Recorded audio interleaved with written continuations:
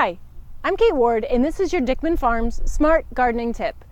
And we're out in the garden here at Dickman Farms. You can see our lovely nursery behind us, but we have some work to do this time of year, and that's what we're up to. We've been out in the Garden of Whedon having a grand old time, getting things ready for summer, moving things that have already bloomed past their, their kind of ugly phase and into something more gorgeous. So that's why we're out here and what we're talking about, because we're talking about deadheading.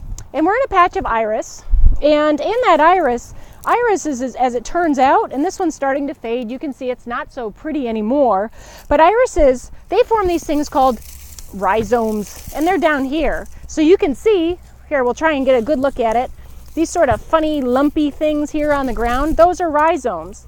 And when an iris blooms like this one, that rhizome won't bloom again, but these side ones will grow and bloom from there. So irises are just finishing blooming for spring. So if you have them, you can go ahead.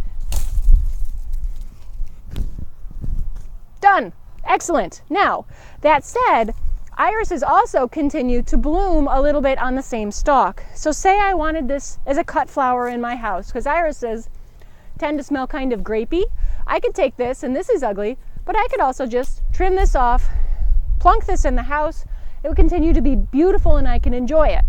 So that said, there's a couple other little plants out there in the perennial department, and perennials come back year to year, that are pretty neat because if you deadhead them, meaning removing the spent blossoms, they'll actually set up new growth off of that and more flowers. So I have a couple here that we're selling at the garden center.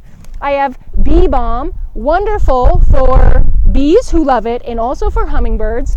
But here's a done flower. So I can take it, go ahead and trim that little flower off, and these little tiny buds will push out and I'll get another set of growth and new flowers. The same for this little catmint. You can just go ahead and trim it back. It'll push out new growth. I'll get another round of flowers. And coreopsis is another one that does the same thing. So this is a pretty beautiful one. Here's one. You follow it all the way down, back to the base, and I can go ahead and get rid of those little blooms.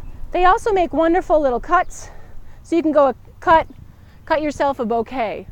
And hey, if you feel like cutting bouquets, don't forget to check out in a few weeks our Dickman Farms flower fields that are just getting ready actually. So until we see you again, sooner than later I hope, this has been your Dickman Farms Smart Gardening Tip.